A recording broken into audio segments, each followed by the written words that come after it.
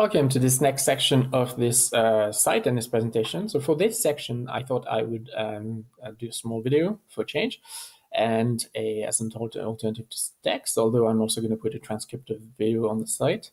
And this section talks about the inherent clash between current practices of disability services and social model goal. So I'll talk to the slide. I thought that would be a good way to go forward. Talk to the slide that I'm going to use on Thursday, but I'm also going to give a lot more details here and have a lot more room to expand than I will have on Thursday because we're a bit limited for time. So you've got all the highlights there in bullet format, and I'm going to just expand on them a little bit. So first of all, in terms of clash and tension between current disability services format and social model, we have the intake format. I think we have to take a step back and take a hard look at the way we are providing these services at the moment, particularly in the way service users are approaching the services and what their first perceptions are. This is a reflection we engaged on when I was in McGill and I was working as head of the Office for Students with Disabilities. And we took quite a few months to reflect on this and look at all the different ways that our very own practices clashed with ideas of social model or universal design for learning. Now, if you go through your head as to what a student has to go through when they are registering with disability services, they are making an appointment. They are then coming in and providing their documentation, their diagnostic information.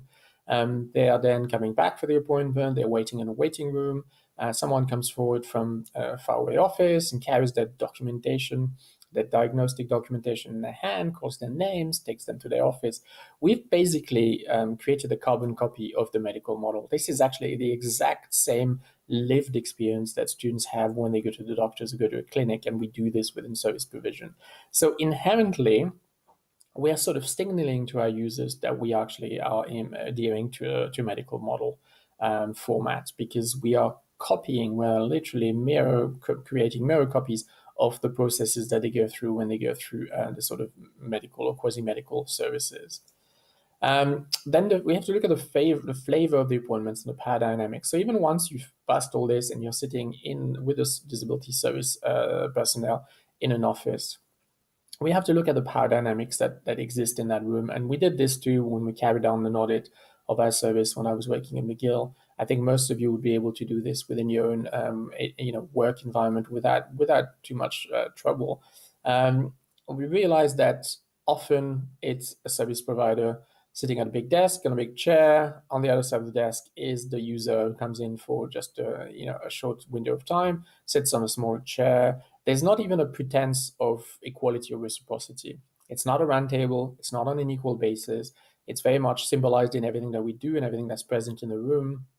It's a person with ability, resources, strategies, and solutions sitting opposite someone that we are purporting to see as not as being the opposite, not having solutions, not being in control, not having solutions, and needing someone else to actually move forward.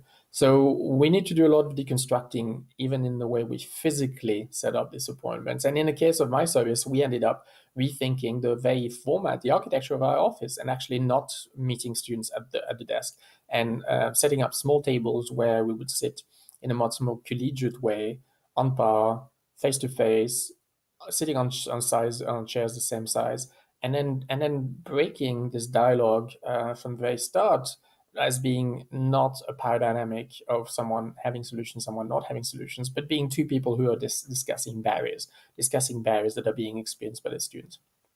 Now, you can carry that analysis very quickly into some of the terms that we use as well when we're having these appointments.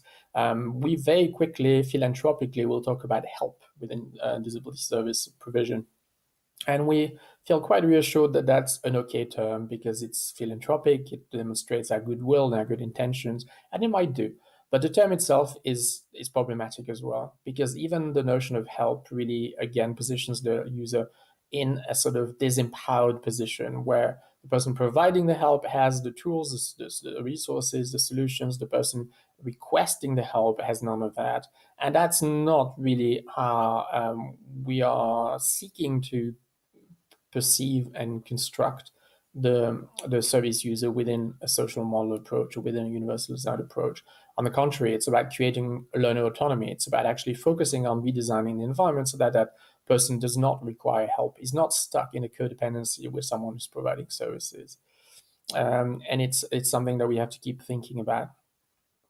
Then we have obviously an over-reliance on documentation within disability services. I'm not going to surprise anyone with that statement. We have functioned for so long in a funding model that requires documentation that we are now assuming that everything that we do and everything that we offer requires documentation. That's actually not the case. I know from experience that we have an emerging clientele that has often been supported through secondary, that or they has been on an IEP that works from a strength-based approach, understands the pitfalls in the environment, understands what to look out for and what their learning preferences are not compatible with, and often only approach disability services for general queries such as which course should I take, which options should I, or which section should I choose of a course, in order to make sure I'm not with that prof who's still teaching in traditional lecture style or who still has the 3-hour exams in finals. We can provide most of these services without documentation. There's many other services that we can provide without documentation. Many of them around mental health, which often are about guidance, about navigating the campus, and not about altering instruction or altering assessment. So we've sort of cornered ourselves into this sort of presumption that anyone walking through the door is going to require something significant, such as an alteration of instruction or assessment, and that's not the case. And therefore we have to rethink this reliance on documentation. There's a lot we can do without documentation because there's a lot that does not require documentation. Creation of additional barriers and not removal of challenges. I think we need to take a look at the sort of systems that we put in place for students with disabilities. I have a colleague, Gladys Lewins, who works here in Vancouver and is now retired, but for a long time was running workshops on this and would ask service providers, disability service providers in the room, how many steps it would take for students to actually reach their first class, counting all of the things that were required from them. And sometimes I've seen this exercise done live. Certain campuses will admit to 12, 13, 14, 15 steps. These are steps that are not required from other students who just generally pick up their course outline online and then turn up for the first class. We're requiring all sorts of things from students, from notifying us of the textbooks they require for digitalization, to registering in an office, obtaining documentation, telling us about the exams they're sitting, an enormous amount of sort of process that we've created, again, in goodwill, with the right intentions. But the effect, that's what we should be focusing on, is actually having the result of creating barriers, not removing barriers. It's becoming a procedurally extremely onerous process. And that, again, is not aligned with social model practices or with a reflection on universal design for learning, and it's creating tension because we end up preaching something and doing something very opposite. We then move on to the thorny issue of exam recommendations, and again, that onerous registration process. Here, even beyond the barriers and the sort of hoops I've already described as needing to be jumped through, we are hyper-focused on accommodations and examinations. We've been so focused on the efficiency of those processes, meaning that we have to know early, we have to be notified by the students, we need to get certain forms in on time, we need to have the right dates, we need to be able to confirm all those dates, creating all sorts of milestones that the ordinary students does not have to think about. They just turn up for exams. Our students have to go through months in advance endless sort of processes, and often be penalized if they don't respect those processes. And that's creating a lot of tension because, again, a social model reflection around inclusion is about removing barriers, not creating new processes, not creating additional sort of hoops that need to be jumped through or additional challenges. And that's unfortunately what we're doing in many cases, even with the best of intentions. We then also need to tackle issues with outreach, which sometimes implies an inherent addition to medical model. What do I mean by this? Well, disability services work within a business model because campuses work within a business model, and in a wider way, we all work within a sort of neoliberal landscape where we have to see and justify existence in terms of efficiency, in terms of outcomes, and tangible outcomes and quantifiable outcomes.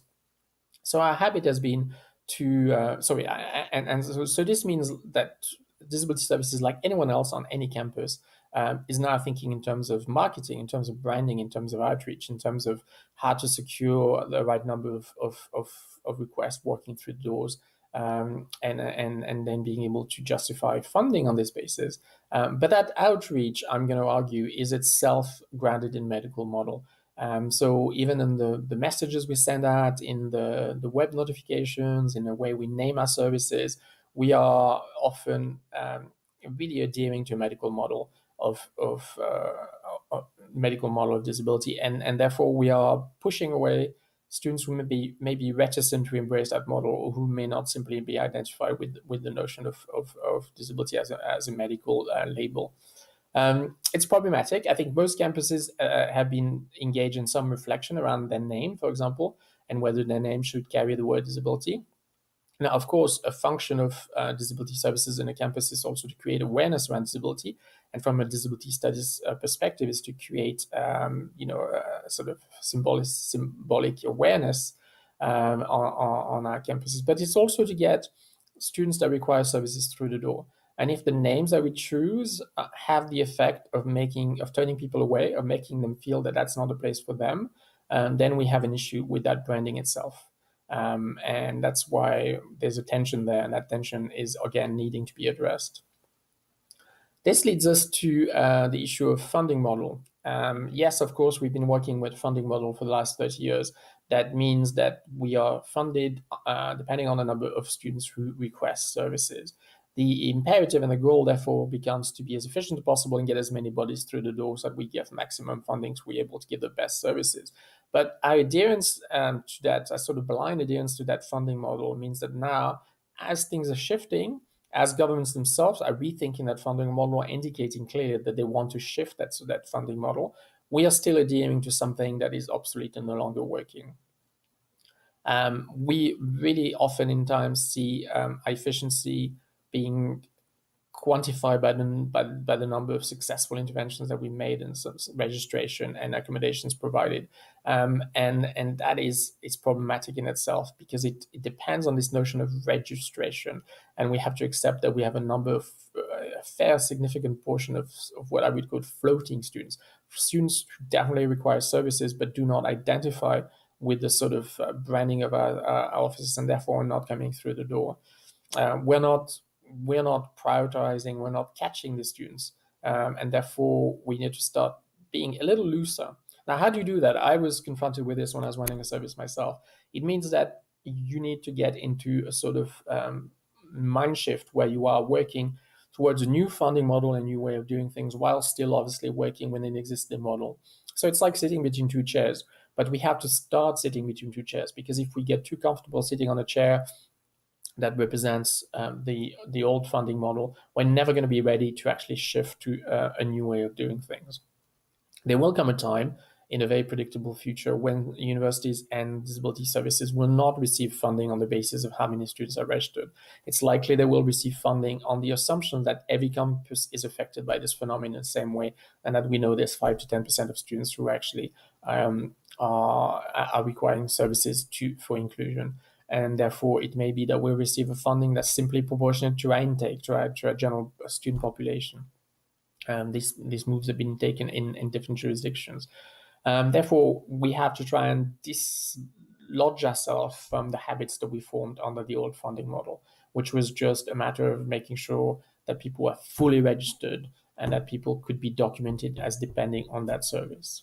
It's a habit we need to start breaking, because it creates tension between the way we do things, again, and social model and universal design for learning habits. The last 2 points, the first one is breeds a working myself out of a job ambivalence. Again, this is linked to the funding.